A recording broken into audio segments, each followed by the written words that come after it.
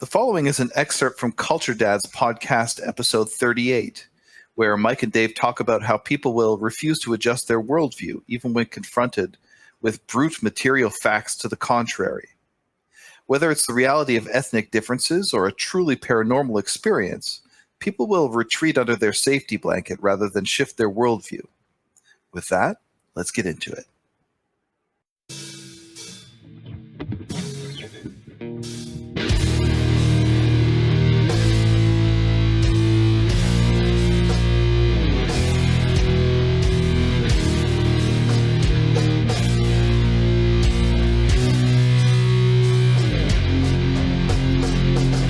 This is part of why I think people reject this kind of stuff. It's why they reject the idea of cryptids.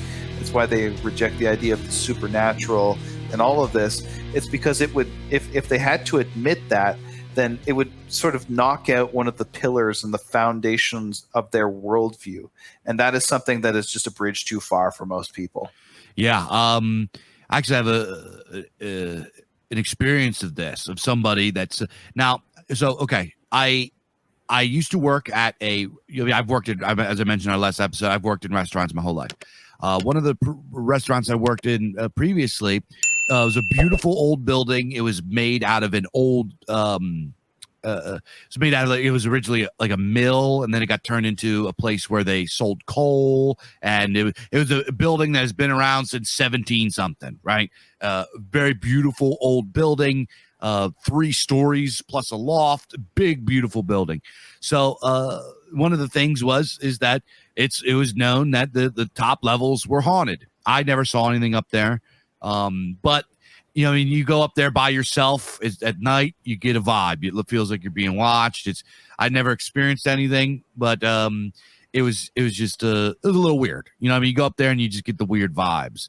One year, I was working there. We did New Year's, and obviously New Year's, you're there all hours of the night closing. We would run a very small crew on New Year's and do like a special dinner thing. And after it was all over, 2 a.m, we shut down, kicked all the customers left, and we were there cleaning up until like 4. Right, we were there forever. So one of the guys I worked with was this fella. Who's a really nice guy. If you meet him, he's a very pleasant guy. He's like one of those basic bitch secular liberals. You know what I mean? Like, oh, fucking science and rationality and everything can be explained, blah, blah, blah, and humanism and blah, blah, blah. He's like one of those guys. You know what I mean? He is the type of dude that doesn't believe in anything. There's scientific evidence for everything, and it's not real. And if you believe in it, then you're Alex Jones. You know what I mean? Alex Jones is like the worst person ever to exist to him. So this guy, one time, on New Year's when we're closing up, he had to go take a lot of, because there's a lot of fancy trays and stuff that we had to get out of the storage up in the loft to use for the special New Year's thing. So his job is he's got to take everything up and go put it away. Well, apparently when he was up there, when he was putting stuff away, he got a freaky feeling, and he turned around, a door closed, a chair slid across the floor, and a candle like flew off a table. Like some poltergeist shit, right? So this freaked him the hell out. He comes running down, completely nuts, and he's like, blah, blah, blah, blah, like rambling. I'm like, dude, what is wrong? What happened? Are you okay? Did you fall? Like, what's going on? And he's like, and he told me what happened, and I was like, oh man, that shit's fucking haunted. And he's like, no, it's not. And he started like to himself, like he started to have this like breakdown. He's like, no, it had to be the compression of the air, and I shifted the air pressure and blah blah blah. And he's just like he's bouncing back and forth, like rocking, like comfort himself. And he's like saying this to himself over and over again. Oh well, it had to be change air pressure and blah, blah, maybe I'm fucking. And it's like I go up and I look, there the candle's laying on the floor. Yeah, I was like, dude, this candle got hooked. You didn't move this candle? He's like, no, I must have, something must have happened. I was like, how do you explain a candle flying off a table, bro? There's no air pressure. Like, there's no fucking air pressure. How is it possible that this flew off, a chair shifted, and the door closed? Did you close the door? He's like, no, there must have been a window. I was like, dude, there's no fucking windows up here, dude. How? There's no freaking air pressure, and there was air pressure. How is it that a chair slid across the floor and a candle flew? Come on, bro. It's fucking haunted. He's like, no, there's no way. There has to be an explanation for it. I must have just, he's like, it must have, it must be just my imagination. I was like, it's okay. Your imagination threw a chair and threw a fucking candle. All right, bro. Have fun with your safety blanket, you fucking Jesus Christ. But he did to see this guy have this, he had a breakdown. Like, it was like somebody that was like shell shocked or had like serious trauma. He's like standing there. And this is a big guy. He's like 6'5", lanky guy. He's not like this isn't the kind of guy you would think is like a little bitch. And to see this guy, he's like hugging himself and like standing there rocking back and forth like he's just been traumatized. I must have been a fucking air pressure. I was like, this is crazy. A normal human being would have went up there and be like, "Yo, shit, that's some haunted shit." You know what I mean? Yeah. Oh, that's fucking funny, man. But yeah, like you could see that. I mean, it goes to show you the absolute superficiality of the idea that we are rational creatures. Yeah. And that we, we are willing to accept evidence and reason and everything like that. No, we're fucking not. What we believe is what is good for us to believe. That is the sole criterion of truth. We believe what helps us sleep at night. We believe what helps us like get on with life. We believe what helps us not to dissolve into a puddle of tears or to have a nervous breakdown and a schizophrenic break with reality. That's what we believe, right? That is that is the sole criterion of truth, is what truth can do for you, or maybe what truth can do to you if it's the wrong kind of truth. That is how people work, and it's why it's so frustrating to see the autism, the hair splitting, like rationalizing autism, even in the nationalist scene. Here's a weird connection with nationalism and cryptids. Like, why the idea that like people can be reasoned into and out of beliefs. Like, I mean, anybody that like is alive and saw what happened in 2020 and it like still believes that like democracy is a thing, or that rule of law exists, or that like the governments in Western countries aren't utterly and completely hostile to the people that they supposedly are there to serve, of all things, much less just govern. Like, anybody who still believes that is just completely fucking lost cause. And they're a lost cause because the cost of believing what it is that we believe is just too high for some people. Their worldview is built on, being blue pilled. And so to take that red pill would just crush them. Right? Most people are constitutionally not built for that. So to expect that, it's a matter of red pilling the normies because they'll just wake up and believe in race realism and anti-feminism and that progress isn't a thing and all of the stuff that we believe.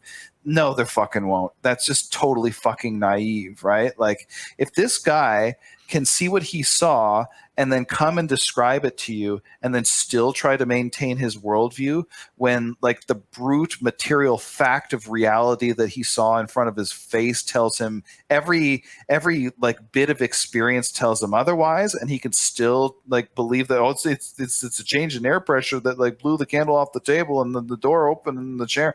No. People are totally fucking irrational, and especially the people who pretend not to be totally fucking irrational. So, like, take that for what it's worth. I think this is an object lesson in human nature right there.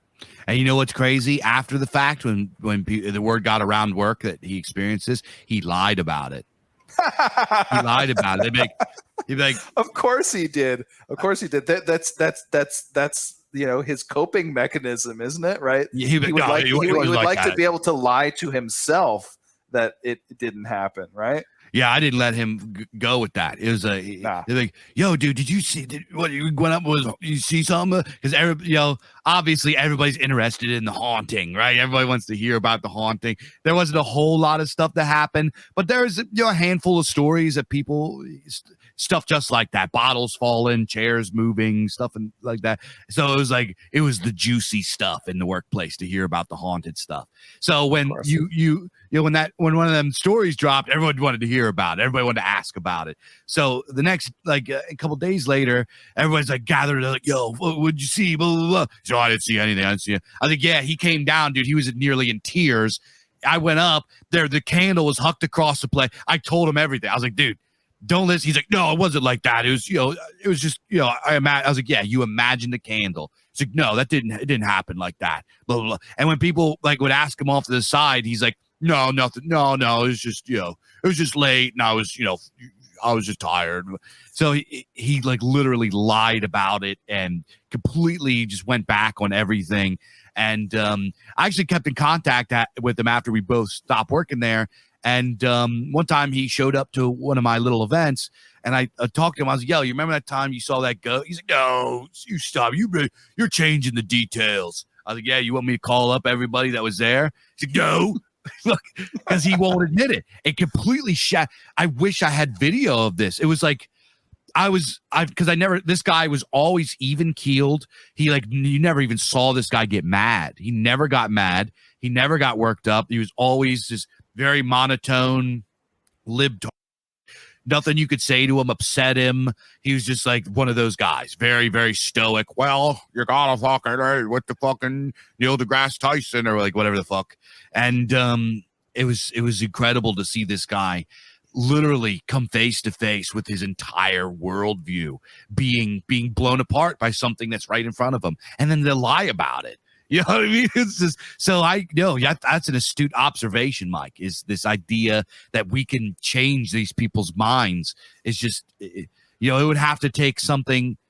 I don't even know if it could take anything. This guy literally saw something that is high level paranormal shit, and he still didn't believe it, and then he lied about it.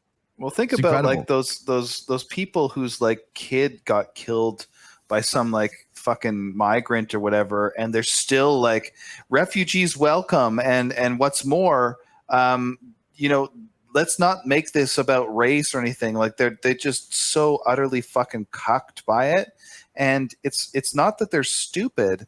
It's that it's too much of an emotional toll for them to believe that, yes, in fact, my own worldview is in some way, in some measure, to blame for my child's death. You can't ask that of most people. That would crush most people, right? Just like it would crush this guy to believe what it is that happened. He probably told himself. He probably believes in some sense that it didn't actually happen that way, and you're just gaslighting him or whatever. It's very sad, but the fact is, we are very, very small in the grand scheme of things as far as the universe is concerned, and there's a kind of humility that I think goes along with something like conservatism, and I don't mean Ben Shapiro conservatism or Charlie Kirk or whatever. I mean genuine bona fide conservatism, like Cato the Elder or something like that. I think what really characterizes conservatism is a kind of epistemic humility. It's the idea that we don't know everything and that we can't know everything, and that the rational individual reasoning for himself on the basis of his own premises that he's come to from his own reasoning, that this man is extremely limited, and that there's very little that he can kind of add to this gigantic cairn of knowledge that's been amassed over hundreds of thousands of years. So he better be pretty fucking humble about it, and accept that probably everybody else that lived before him understood things too, and that he should take seriously what they say. I think that is that's kind of the deepest level of conservatism, and so it would make sense that people in our spheres might apply that same kind of idea or that same sentiment towards things maybe there's some weird fucking spiritual stuff going on out there. Maybe there is the brown man. Maybe there is the man in the woods. Maybe there are yetis out there. I know that it creeps me the fuck out, and it creeps me out because on some level I believe it as much as I don't want to. So I think that's why I feel that way.